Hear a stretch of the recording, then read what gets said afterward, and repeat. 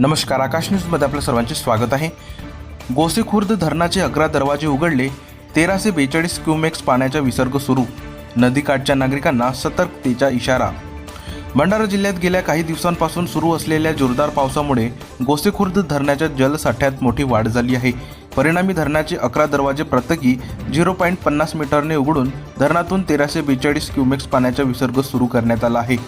धरणातून मोठ्या प्रमाणात पाणी सोडण्यात येत असल्याने नदीच्या पाणी पातळीत वाढ होण्याची शक्यता लक्षात घेऊन प्रशासनाने नदीकाठच्या गावांतील नागरिकांना सतर्क राहण्याचे आवाहन केले आहे।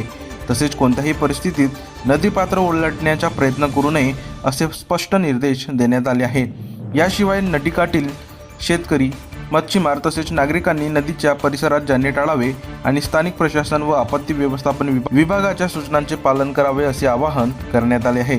दरम्यान जिल्ह्यात पावसाचा जोर कायम असल्याने प्रशासन परिस्थितीवर बारकाईने लक्ष ठेवून असून आवश्यकतेनुसार पुढील उपाययोजना करण्यात येणार असल्याचे सांगण्यात आले आहे।